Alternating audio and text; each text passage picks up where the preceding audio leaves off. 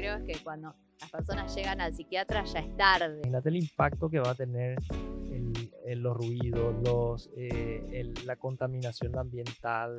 Sí, en las grandes ciudades cada vez se ve más contaminación y Económicamente es mucho más fácil la intervención temprana, es mucho más barata la intervención temprana que esa intervención tardía donde ya el paciente llega con un montón de enfermedades mentales, con un montón de comorbilidades. los jóvenes respondieron en más del 50% que estaban extremadamente o muy preocupados por el cambio climático. Estamos en un nuevo capítulo de podcast. Yo soy el doctor Miguel Cuellar. Hoy queremos hablar de un tema súper importante que es la relación que existe entre salud mental y medio ambiente. Y para eso le tenemos a una experta, amiga, colega de Argentina, de la doctora Cora Lugercho. A ver, Cora, si nos puedes contar un poquito algo de vos. Ella es psiquiatra en Argentina. Presentate un poco, Cora. Bienvenida. Gracias. Bueno, en principio, agradecer. Soy amiga de la casa. Soy coordinadora de la sección de salud mental ambiental de la Asociación de Psiquiatras de América Latina y actualmente secretaria general de dicha asociación. Sí, una capa total, Cora, ya amiga de años acá con nosotros, Eso es una exageración. con la Sociedad Paraguaya de Psiquiatría también. Y contar un poco, Cora, ¿cómo fue que te enganchaste con el tema de salud mental y medio ambiente? Sí, lo primero que tengo para decir en relación a eso es que tenemos muy poca capacitación en la carrera, en el grado y en posgrado en relación a los temas medioambientales, ¿no? Y en el año 2016 yo había asumido un cargo de gestión en el Ministerio de Salud de la provincia de Chubut como directora de salud mental y sucedió una gran tormenta en una ciudad muy importante de la provincia de Chubut que arrojó un saldo de la mitad de la población que debajo el agua. Entonces a mí me llaman desde el ministerio y me dicen, bueno, Cora, tenés que ir a armar un plan de seguridad, un plan de primeros auxilios para ir a contener a la población porque realmente la está pasando muy mal. Y yo fue la primera vez que casi entró en pánico porque dije, bueno, ¿cómo hago con esta situación, no? Esa fue la primera vez que a mí me llevó a pensar qué poco sabemos los psiquiatras en relación a las catástrofes climáticas. Luego, por suerte había pasado un poco de tiempo, sucedió también en la provincia de Chubut, un brote de hantavirus, algo totalmente inusual, y también la población se vio muy afectada porque, bueno, había algún cambio en cómo el virus se estaba manejando en ese momento, entonces, bueno, sucedieron algunas situaciones que también fue necesario hacer intervenciones desde el ámbito de salud mental, pero ya por lo menos yo sabía que tenía que tener el conocimiento como para armar los protocolos y contábamos ya con un equipo para poder proceder en catástrofes climáticas. Si bien esto no era una catástrofe climática, sí necesitaba la intervención de un equipo de salud mental. Vos hablabas hace rato de lo que era la formación del psiquiatra. Realmente nosotros no recibimos absolutamente. Yo no recuerdo una sola clase de psiquiatría que hayamos tenido de lo que es salud mental y medio ambiente, ni en pregrado ni en posgrado. Hoy en día es como que está un poco más, tenemos la mirada un poco más hacia el medio ambiente, por lo menos un poco más que antes, ¿verdad? Ahora, ¿cómo formarnos en esto, Cora? Sí, lo primero que creo que tenemos que hacer es sensibilizarnos en que la temática medioambiental es un determinante de la salud mental y física muy importante. Entonces, en primera instancia, visibilizar la importancia de este tema para que justamente pueda entrar dentro de los contenidos curriculares en las carreras, ¿no?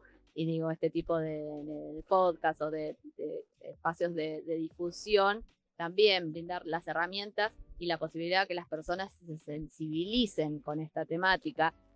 Yo creo que hoy día es inconcebible que nosotros como psiquiatras salgamos de las carreras sin formación en primeros auxilios psicológicos o intervenciones en crisis, justamente por la realidad que nos toca vivir. Digo, si haces un cargo de gestión, pero también, si no, en la práctica en un consultorio empiezan a haber otras temáticas, y ya voy entrando en tema, que tienen que ver con la ecoansiedad o términos que empiezan a resonar en distintas publicaciones que tienen que ver con fenómenos psíquicos que suceden a partir de la preocupación climática. Y entonces es así que surge el término de ecoansiedad, ecoira, ecoculpa, bueno, y así todo con eco, pero que tiene que ver con manifestaciones psíquicas a partir de las preocupaciones que sentimos las personas por el cambio climático y por la pérdida de espacios saludables.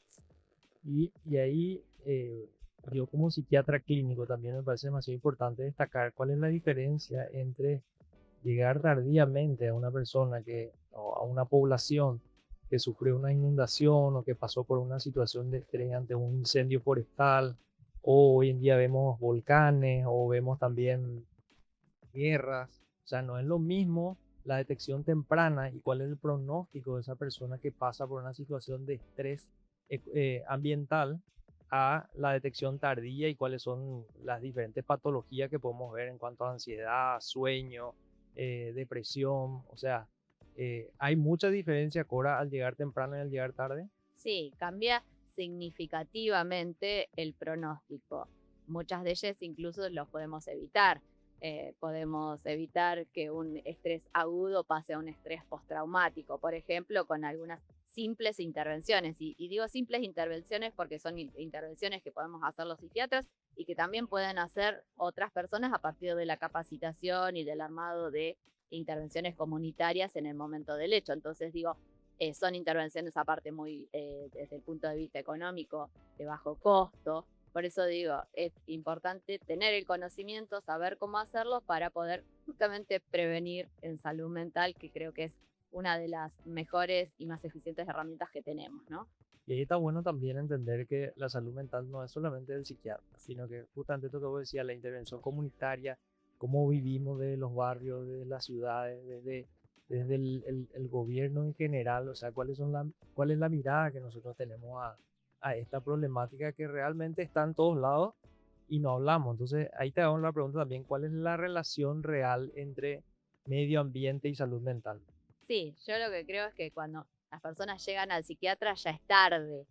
Y los que nos gusta por ahí más la medicina o la psiquiatría preventiva, siempre tenemos como la utopía de pensar que podemos hacer intervenciones para prevenir o para generar mayor bienestar en la salud de las personas. Entonces, justamente deberían evitar ir al psiquiatra, y muchas de las patologías que nosotros vemos tienen que ver con esto, con el medio ambiente, cómo opera negativamente en la salud mental. Cada día más se está hablando de cómo opera ese medio ambiente, le llamamos exposoma, que tiene que ver con todos los factores ambientales que suceden o a las que está expuesta las personas a lo largo de su vida, y cómo eso puede operar incluso a veces más que la misma carga genética. E incluso un concepto que a mí me interesa y me parece súper interesante, que podemos revertir, es decir, que son factores de riesgo prevenibles y que a la vez podemos revertir. Entonces digo, si nosotros como médicos nos orientamos a tratar estos factores prevenibles, bueno, vamos a llegar mucho, mucho mejor y antes, y brindarles una mejor calidad de vida a nuestros pacientes. Y otro tema también que no es un tema menor, que yo siempre digo, económicamente es mucho más fácil. La intervención temprana es mucho más barata la intervención temprana que esa intervención tardía donde ya el paciente llega con un montón de enfermedades mentales, con un montón de comorbilidades, con un montón de problemas e impactos en su entorno más cercano, ¿verdad? Sí, porque aparte sabemos muy bien que nuestros pacientes, aparte de padecer la problemática de salud mental, también tienen enfermedades cardiovasculares, degenerativas. Digamos que nuestros pacientes tienen altas comorbilidades, y entonces tratando o adaptando mejores estilos de vida, matamos 2 o 3 pájaros de un tiro. Digo, prevenimos enfermedades cardiovasculares, mejoramos la vida de estas personas y aparte prevenimos en salud mental, aún teniendo la carga genética, que esa es inmodificable, pero sí trabajar con distintos factores que podemos generar Claro, mayor bienestar. ese es uno de los factores que podemos modificar nosotros, que está en nuestras manos, a diferencia de la genética, que Claro. realmente Y que tanto se ha estudiado por suerte no, pero que bueno, a los fines de los 90 y los principios de los 2000, en codificar o en mapear el mapeo genético, ¿no? Se ha trabajado mucho, todas las revistas, todas las investigaciones del mundo han estado orientadas a generar ese proyecto genómico y se le ha dado menor importancia al exposoma o a la carga que tiene que ver con el medio Epigenética, ¿verdad? ambiente, exactamente.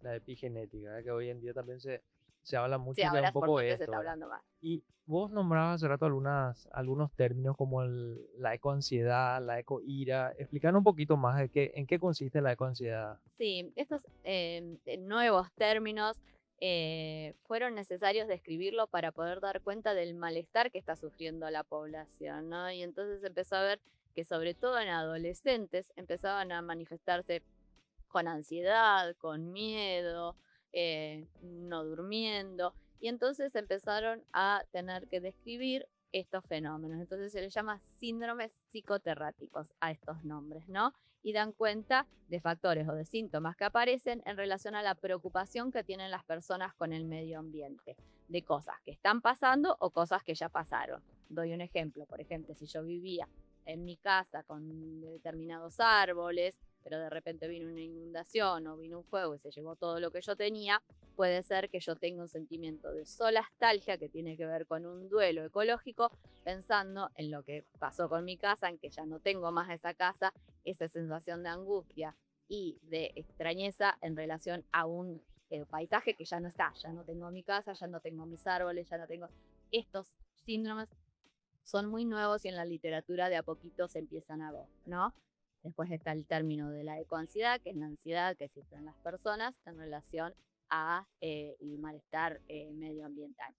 Y es muy interesante el término de ecoansiedad porque sobre todo se ha visto que en jóvenes se manifiestan los síntomas de ecoansiedad. Hay un estudio muy importante que salió publicado en Nature hace un tiempo. Nature es una revista muy importante de ciencia y se evaluaron, se hicieron escalas a aproximadamente 10.000 jóvenes de entre 16 y 25 años y se les preguntó qué tanto estaban preocupados por el cambio climático. Porque los adultos, bueno, por ahí ahora empezamos a hablar de esto, pero no están tan preocupados por el cambio climático, son los menos, pero sí los jóvenes. Y los jóvenes respondieron en más del 50% que estaban extremadamente o muy preocupados por el cambio climático. Y de estos jóvenes se les midieron escalas de malestar, miedo, angustia y puntaron muy alto. Y esto se hizo en muchos países, países de altos ingresos, de medianos y de bajos ingresos, pero muchos de ellos, de los que puntuaban sobre todo más altos, tenían que ver con que habían estado expuestos a catástrofes climáticas como las que yo contaba hace un ratito, ¿no? O que habían tenido contacto con un incendio, con alguna inundación o con alguna situación que los interpelaba.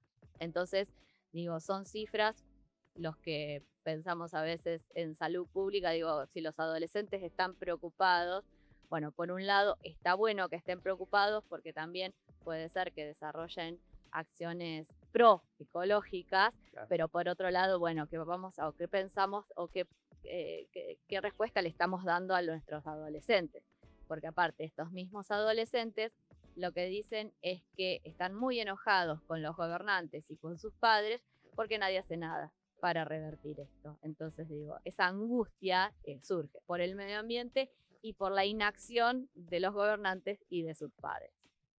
Y vos sabés que acá en Paraguay tenemos un fenómeno en Asunción especialmente donde se empezó a urbanizar muchísimo y de repente vos vivías en un barrio tradicional y vino un edificio de 25 pisos al lado de tu casa y empezó a cambiar todo el microclima del barrio, donde hay muchos más autos estacionados, donde dejaste de tener muchos árboles, donde tuviste un hacinamiento mucho mayor y eso está generando mucho impacto también en la salud mental de las personas, ¿verdad? De repente familias que estaban en un barrio tradicional hoy se encuentran con 3 edificios a su alrededor y terminan huyendo del lugar y genera también unos cambios adaptativos en las personas donde tienen insomnio, tienen ruidos permanentes.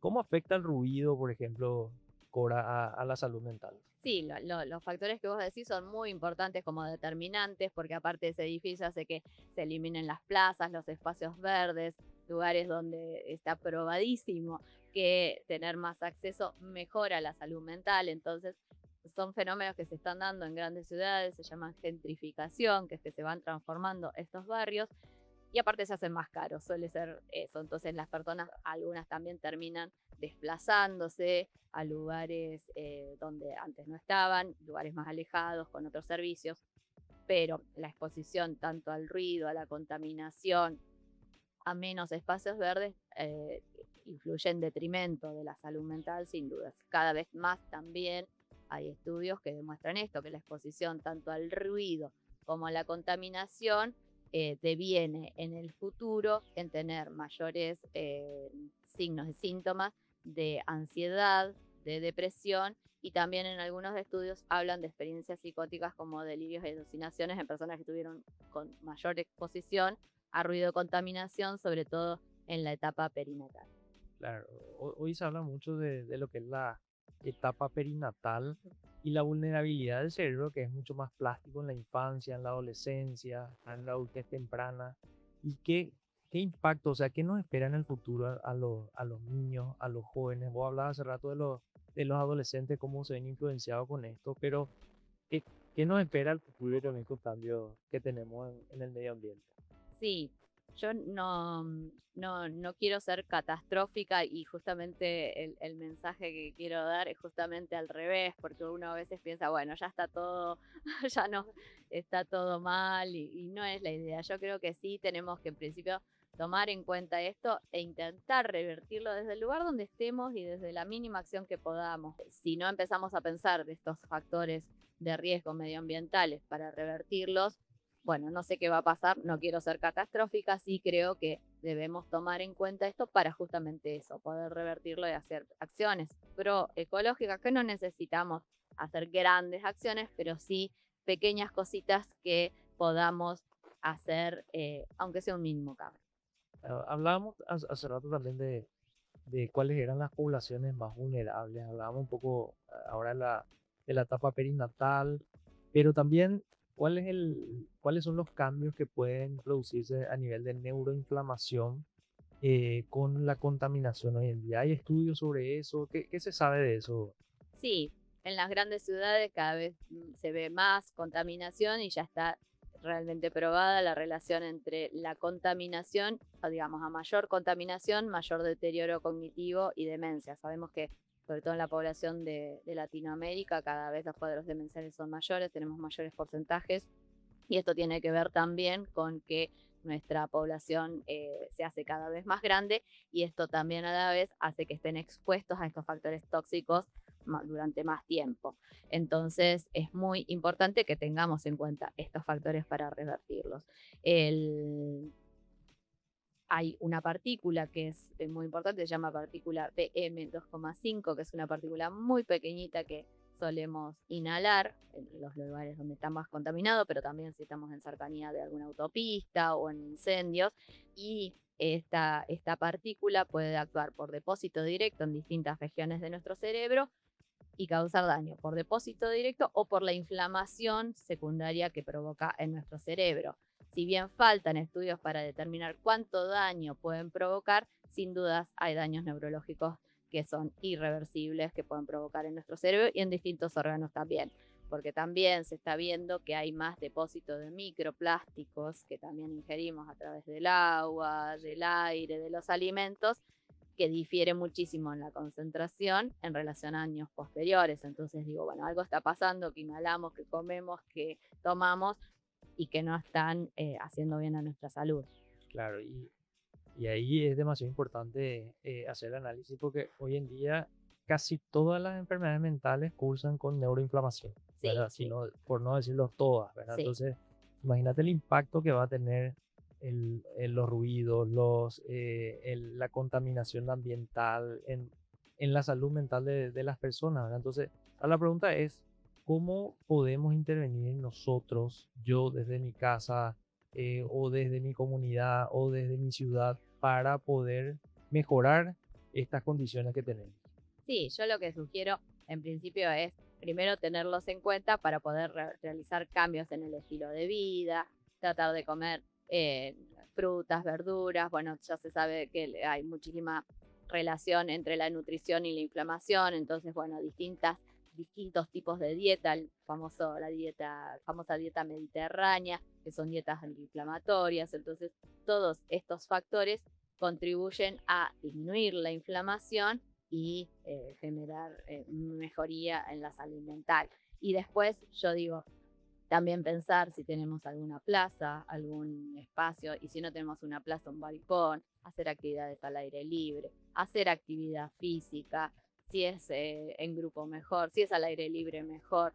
Son herramientas que uno a veces piensa que son inaccesibles, pero digo, la OMS recomienda 300 minutos por semana. Yo digo, bueno, es un montón, pero si también pensamos lo que pasamos en redes sociales o paveando por ahí con el celular y hacemos la comparación, no es tanto. Digo, moverse, hacer actividad física, Claro, tratar de dormir. tener la intención de autocuidarse en ese sentido y Exacto. darle prioridad Ujú. a nuestra salud, y esa es una forma realmente buena, bonita y barata de Sí, hacer prevención, ¿verdad? sí, porque uno a veces piensa en los costos y creo que cuando tenemos que hablar de consejos tienen que ser para todos, ¿no? Claro. Que sean accesibles. Por eso también en las grandes ciudades es importante que manifestemos que es importante que hayan lugares donde podamos ir a caminar, tener contacto con la naturaleza, a pesar de vivir en una gran ciudad. Y quiero hacer una pregunta así muy puntual. Nosotros acá en Paraguay tenemos temperaturas súper extremas en cuanto al calor, Mm. ¿verdad? En verano podemos llegar a 50 grados Para una sin... patagónica como yo, esto es Es tremendo. una locura, una locura. O sea, y acá en verano podemos tranquilamente tener 50 grados, y pasa que muchas veces se cancelan actividades deportivas, obviamente en los chicos de colegio, se cancelan un montón de actividades, no podés hacer actividad al aire libre. La gente muchas veces no puede dormir, la gente que no tiene acceso a un aire acondicionado no puede dormir por las noches porque te quedas empapado, ¿verdad? Eh, ¿Qué impacto tiene el calor y qué tipo de patologías se ven con más frecuencia con el calor? Sí, el impacto mayor es cuando hay variabilidad del calor, es decir, cuando es una temperatura inusual para lo que uno está acostumbrado. Yo creo Sí, que también ustedes han desarrollado mecanismos de adaptación. No es lo mismo el impacto que podría generar en una persona donde no está acostumbrada al calor, pero la, la mala noticia es que el planeta se está calentando y cada vez son mayores las temperaturas medias globales en el mundo. Se han registrado, bueno, ahora ya en España estos días veía una ola de calor en Madrid la semana pasada. Se han registrado las temperaturas máximas del planeta en México hace un año. Digo, cada vez son mayores las temperaturas y si bien este famoso número de 1,5, que era una temperatura que decía que en la COP26 del Acuerdo de París, decían que no había que superar esa temperatura con respecto a el momento, a la era preindustrial. Bueno, esas cifras ya se rompieron, o sea, esos valores que eran estimados para que no sucedan estas cosas ya sucedieron. ya. Entonces, digo, bueno, hay que tomar conciencia de que el planeta se está calentando, de que las temperaturas son cada vez mayores y tomar medidas para mitigar eso, porque ya estamos en esta etapa donde está. ¿Qué pasa con el calor? Bueno, a veces nos ponemos más irritables, nos enojamos, nos peleamos. Había un estudio que leí hace un tiempo que hablaba sobre cómo nos comportamos en redes sociales cuando hace mucho calor y está comprobado que tendemos a postear más, más agresivamente, o sea que los posteos son más agresivos, más irónicos, nos peleamos más en los hospitales, los que tenemos gusto de hacer guardias. Sabemos que los días que hace mucho calor Ah, hay mayores ingresos hospitalarios, las personas que ya tienen una patología mental previa se suelen descompensar más. Algunos estudios hablan de mayores índices de suicidio, de mayores homicidios, en algunos casos en Estados Unidos hay algunos estudios también. Digamos que no son buenas las noticias en relación a salud mental y el calor. Y siempre, por supuesto, los más expuestos son bueno, como siempre, las personas en los extremos de la vida, los niños y los adultos mayores, porque tienen peor capacidad regulatoria de la temperatura, pero también, bueno, personas que están medicadas y a veces tienen alguna desregulación en la temperatura, también tenemos que tener especiales cuidados y por supuesto las recomendaciones siempre son mayor hidratación, no exponerse al sol, pero digo, uno a veces no puede recomendar no exponerse al sol si es una persona que justamente trabaja en el campo o trabaja al aire libre, entonces es muy complicado el tema. Acá ocurrió un fenómeno también mezclando un poquito con la época de la pandemia, en el cual nosotros empezamos a tener mucho calor siempre, todos los años, ¿verdad? Pero con el tema de no compartir, nosotros acá tradicionalmente tenemos la cultura del tereré, donde se comparte, así como ustedes tienen la del mate, nosotros tenemos la del tereré, ¿verdad? Y entonces pasó un fenómeno, un fenómeno social en el cual vos no podías compartir el tereré en la época de la pandemia por el tema del miedo al virus. Y cada persona empezó a tener su equipo, su propio equipo de tereré, su propio termo. Entonces hoy vos salías a las calles y eso como que cambió también ese fenómeno social de compartir un poquito el tereré y cambió por justamente el tema del virus que tuvimos en su momento. Era un comentario nomás social que fue mutando, digamos, con la época de la pandemia, ¿verdad? No sé si allá tuvieron el mismo fenómeno también. No, nosotros pensamos que con el mate iba a suceder lo mismo, pero no, volvimos a compartir y creo que está bien compartir, porque también como efecto protector en la salud mental, no los espacios de encuentro, de charla, creo que también no, nos diferencia de algunas otras sociedades donde, por ejemplo, en Japón se ha tenido que fundar un ministerio de la soledad justamente para asistir a personas que no tienen contacto social. Y digo, bueno, creo que en ese punto llevamos la delantera nosotros, Como poder factor protector compartir como importante, sí. factor protector, poder compartir y esto de ser bastante amigueros y de comer asados y bueno, y todas estas comidas ricas que estoy comiendo acá estos días, Sí, la verdad es que que bastante he probado muchísimo. las comidas acá de Paraguay, ¿verdad? O sea, bueno, Cora, mira, yo te quiero agradecer por este espacio, realmente es un espacio demasiado rico el poder compartir sobre salud mental y medio ambiente. Hoy te vamos a tener también en otros espacios de la Sociedad Paraguaya de Psiquiatría, así que gracias a vos por estar acá con nosotros, por la visita y esperamos tenerte pronto otra vez. Bueno, muchísimas gracias y no, para mí es un honor estar acá y aparte felicitarte porque estos espacios de discusión son muy importantes. Gracias, Cora.